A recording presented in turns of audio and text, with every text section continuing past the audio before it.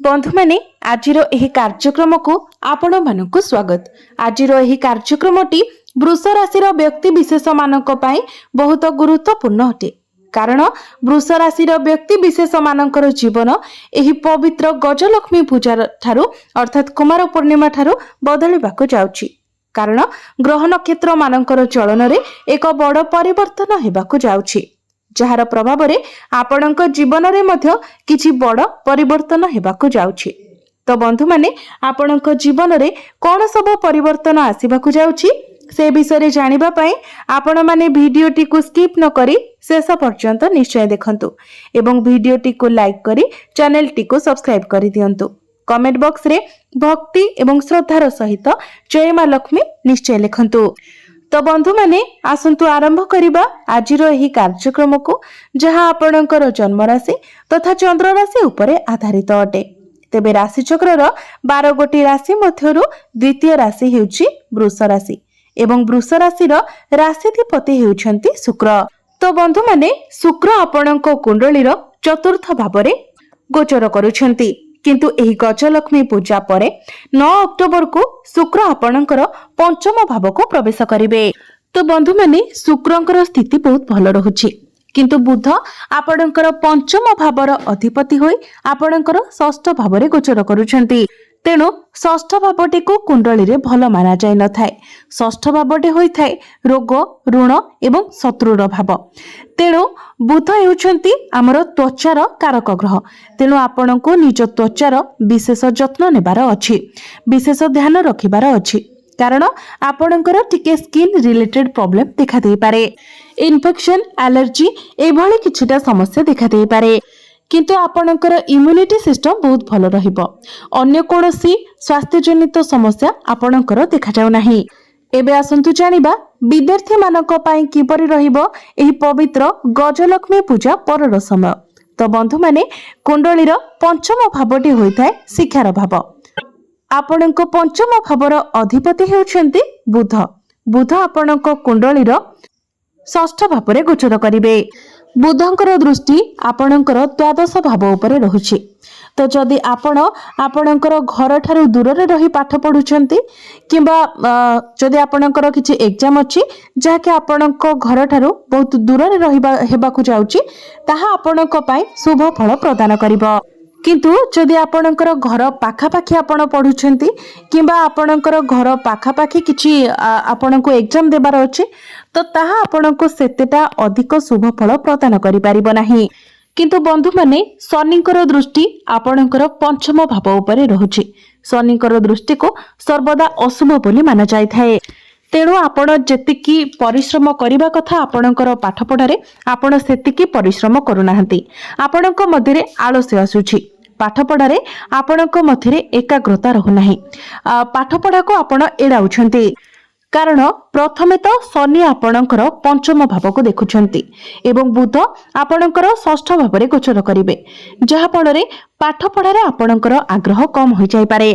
शुक्र आपणकर पंचम भावरे गोचर करिवे, तो पाठ पढा को छाडी आपण ऑनलाइन निजर सांग साथी किबा आपणक लव लाइफ रे आपण अधिक समय दे पारंती। एही कारणरो आपणकर पाठ पढारे डिस्टर्बेंस होई पारे। तो एथि पई आपण निश्चित भावरे प्रतिकार करिबा उचित। प्रतिकार आमे माने वीडियो रो शेष रे जानिबा। एग्जाम कथा जदि कहबा तो एग्जाम आपणकर एवरेज रहिबो 60 रु 70% भलो। एबे आसंतु जानिबा आपणकर प्रेम जीवन किपरि रहिबो एही पवित्र गजलक्ष्मी पूजा ठारू। तो बंधु माने कुंडलीर पंचम भावटी आपणकर शिक्षार भाव हेबा सहित पंचम भावटी मध्ये होइथाय आपणकर प्रेम जीवनर भाव। तो मो पूर्वर ही कहि सारिछि आपणक पंचम भावर अधिपति हेउछंती बुध। बुध एही गजलक्ष्मी पूजा ठारू आपणकर षष्ठ भावरे गोचर करिवे, किंतु आपणकर प्रथम भावर अधिपति शुक्र आपणकर पंचम भावरे गोचर करूछंती, जेउथि पई आपणकर प्रेम जीवन एही गजलक्ष्मी पूजा पर ठारू बहुत भल रहिबो। कारण आपणकर राशिर अधिपति शुक्र एवं शुक्र मध्य हेउछंती प्रेमर कारक ग्रह। तो शुक्र आपणकर पंचम भावरे गोचर करूछंती, जहा फଳରେ आपणक तरफरु सब किछि ठीक ठाक रहिबो।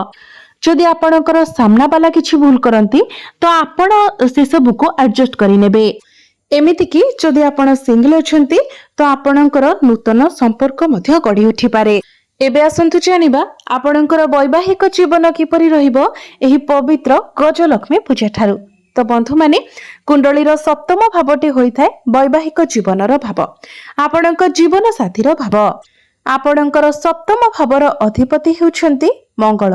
मंगल आपणक कुंडलीर षष्ठ भावरे गोचर करूछंती, किंतु 27 अक्टोबर को मंगल आपणकर सप्तम भाव को चली आसीबे। आउ गोटे बड़ कथा हेउची जे 19 अक्टोबर को गुरु निजर राशि परिवर्तन करिवे। गुरु आपणकर द्वितीय भावरु तृतीय भाव को प्रवेश करिवे एवं तृतीय भावरे रही गुरुंकर दृष्टि आपणकर सप्तम भाव उपरे पड़िबो। तो बंधु माने गुरु जेतेबेले आपणकर सप्तम भाव को देखिबे तो पूर्वरु आपणकर वैवाहिक जीवन रे जहा सब असुविधा थिला, जदि किछि वैचारिक मतभेद थिला, मिसअंडरस्टैंडिंग किंबा मिसकम्युनिकेशन हेउथिला, आपणक मध्यरे ताळमेळ ठीक रहउनथिला, तो से सब समस्या समाधान होई जिवो। आपणक मध्यरे भलो पाइबा बढ़िबो, बुझामणा बढ़िबो, ताळमेळ भलो रहिबो। यह व्यतीत आपणक जीवन साथींकर पर्सनाल एवं प्रोफेशनल लाइफ रे मध्य आपण ग्रोथ देखिबाको पाइबे। मंगल मध्य जेतेबेले सप्तम भावरे प्रवेश करिवे तो आपणकर सप्तम भावरे रुचक नामक राजयोगर निर्माण करिवे, जहा आपणकर वैवाहिक जीवन एवं आपणक जीवन साथींकर पर्सनाल एवं प्रोफेशनल लाइफ पई बहुत शुभ फल प्रदान करिवो। एबे आसंतु जानिबा सबुठारु गुरुत्वपूर्ण विषय वस्तु आपणकर भाग्य, क्यारियर एवं व्यापार वाणिज्यर स्थिति किपरि रहिबो एही पवित्र गजलक्ष्मी पूजा ठारू। तो बंधु माने कुंडलीर नवम भावटी होइथाय भाग्यर भाव। आपणकर नवम भावर अधिपति हेउछंती शनि। शनि आपणक कुंडलीर एकादश भावरे गोचर करूछंती, लाभ स्थान रे गोचर करूछंती। एहा व्यतीत गुरु जेतेबेले आपणकर तृतीय भाव को प्रवेश करिवे तो गुरुंकर दृष्टि मध्य आपणकर भाग्य भाव उपरे रहिबो। एहा व्यतीत गुरुंकर दृष्टि शनि को उपरे मध्य रहिबो।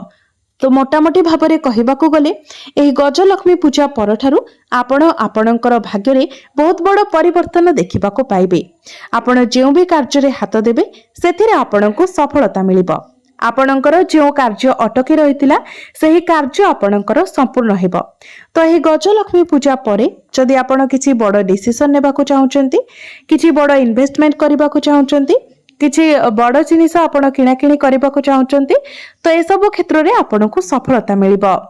एही गजलक्ष्मी पूजा परे आपण कोनोसी भूमि प्रॉपर्टी किणाकिणी करि पारंती, नूतन जानवाहन किणाकिणी करि पारंती, गृह निर्माण करि पारंती, कोनोसी शुभ मांगलिक कार्यर आयोजन करि पारंती। एही गजलक्ष्मी पूजा परठारु आपणकर परिवार रे हस खुशीर माहौल लागि रहिबो। आपण निजर घर पई किछि बड़ जिनिस किणाकिणी करि पारंती। एबे आसंतु जानिबा आपणकर क्यारियर किपरि रहिबो एही पवित्र गजलक्ष्मी पूजा ठारू। तो बंधु माने कुंडलीर दशम भावटी होइथाय क्यारियर भाव। आपणकर दशम भावर अधिपति हेउछंती शनि। शनि आपणक कुंडलीर एकादश भावरे गोचर करूछंती एवं आपणकर दशम भावरे गोचर करूछंती राहु। तेबे बंधु माने राहु जेहेतु आपणकर दशम भावरे अछंती तो एही किछि मास मध्यरे आपणकर क्यारियर रे किछि बड़ परिवर्तन निश्चित भावरे होइथिबो। जति न होइछि तो खूब शीघ्र आपणकर क्यारियर रे एक बड़ परिवर्तन हेबाको जाउछि, कारण आपणक मन को परिवर्तनर चिंताधारा आसीबो।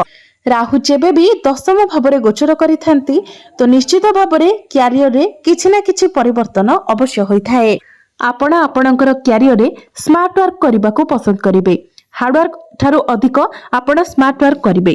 आपण शॉर्टकट भावरे काम को कंप्लीट करिवार बाट खोजिबे। बंधु माने राहु जेतेबेले दशम भावरे गोचर करिथांती तो व्यक्ति बहुत स्मार्ट होइथाय, चालाक चतुर होइथाय, व्यक्तिर माइंड बहुत शार्प रहिथाय। से एपरि किछि बड़ कार्य करबाकू चेष्टा करिथाय जहा द्वारा अन्य लोक माने तांकर प्रशंसा करिथांती। विशेष करी जदि आपण राजनीति क्षेत्र रे अछंती तो आपणको पई समय बहुत भलो रहिबो। जदि आपण रिसर्च करूछंती, टेक्निकल फील्ड रे अछंती, आपण सर्जन अछंती तो आपणको बहुत शुभ फल प्राप्ति हेबाकू जाउछि। बिजनेस कथा जदि कहिबा तो ही गजलक्ष्मी पूजा परे बिजनेस आपणकर एवरेज रहिबो, किंतु 27 अक्टोबर परे आपण आपणकर बिजनेस रे ग्रोथ देखिबाकू पाइबे। ଯେତେବେଳେ ମଙ୍ଗଳ ଆପଣଙ୍କର ସପ୍ତମ ଭାବରେ ଗୋଚର କରିବେ ତ ଆପଣ ଆପଣଙ୍କର ବିଜନେସ ରେ ଏକ ବହୁତ ଭଲ ପରିବର୍ତ୍ତନ ଦେଖିବାକୁ ପାଇବେ। ଆପଣଙ୍କର ପ୍ରଫିଟ ହେବ, ଆପଣଙ୍କର ଡେଲି ଇନକମ୍ ବଢିବ, ଆପଣଙ୍କର ଫାଇନାନ୍ସିଆଲ ଗ୍ରୋଥ ମଧ୍ୟ ହେବ। ସେତେବେଳେ ଆପଣ ଆପଣଙ୍କର ବିଜନେସ କୁ ଆଗକୁ ମଧ୍ୟ ବଢାଇ ପାରନ୍ତି। ତ ବନ୍ଧୁମାନେ ଏବେ ଆସନ୍ତୁ ଜାଣିନେବା କିଛି ପ୍ରତିକାର ବିଷୟରେ, ଯେଉଁ ପ୍ରତିକାର ଗୁଡିକ କରିବା ଦ୍ୱାରା ଆପଣଙ୍କୁ ଅଧିକ ମାତ୍ରାରେ ଶୁଭ ଫଳ ପ୍ରାପ୍ତି ହେବ ଏବଂ ଯାହା ସବୁ ଅଶୁଭତ୍ୱ ରହୁଛି ସେଗୁଡିକ ସମାପ୍ତ ହୋଇଯିବ। ତ ବନ୍ଧୁମାନେ ସର୍ବପ୍ରଥମେ ଆପଣ ଆପଣଙ୍କ ରାଶିର ଅଧିପତି ଶୁକ୍ରଙ୍କର ବୀଜ ମନ୍ତ୍ର ପ୍ରତ୍ୟେକ ଦିନ 108 ଥର ଜପ କରନ୍ତୁ। ଏହା ବ୍ୟତୀତ ଆପଣ ପ୍ରତ୍ୟେକ ଦିନ ବୁଧଙ୍କର ବୀଜ ମନ୍ତ୍ର ମଧ୍ୟ 108 ଥର ଜପ କରନ୍ତୁ, କାରଣ ବୁଧଙ୍କର ସ୍ଥିତି ଟିକେ ଖରାପ ରହୁଛି। ଏହା ବ୍ୟତୀତ ପ୍ରତ୍ୟେକ ଦିନ କିମ୍ବା ଆପଣ ପ୍ରତ୍ୟେକ ବୁଧବାର ଦିନ ଆପଣ ଗୋମାତାଙ୍କୁ ସବୁଜ ଚାରା ଖାଇବାକୁ ଦିଅନ୍ତୁ। ପ୍ରତ୍ୟେକ ଦିନ ଆପଣ ହନୁମାନ ଚାଳିଶାର ପାଠ କରନ୍ତୁ ଏବଂ ପ୍ରତ୍ୟେକ ଦିନ ଆପଣ ଉଦିତ ସୂର୍ଯ୍ୟଙ୍କୁ ତମ୍ବା ପାତ୍ରରେ ଜଳାର୍ଘ୍ୟ ଅର୍ପଣ କରନ୍ତୁ। ନିଶ୍ଚିତ ଭାବରେ ଆପଣଙ୍କୁ ଅଧିକ ମାତ୍ରାରେ ଶୁଭ ଫଳ ପ୍ରାପ୍ତି ହେବ। ତ ବନ୍ଧୁମାନେ ଆପଣଙ୍କର ଜୀବନ ମଙ୍ଗଳମୟ ହେଉ, ଏହା ହିଁ ଈଶ୍ୱରଙ୍କ ନିକଟରେ ମୋର ପ୍ରାର୍ଥନା। ଧନ୍ୟବାଦ।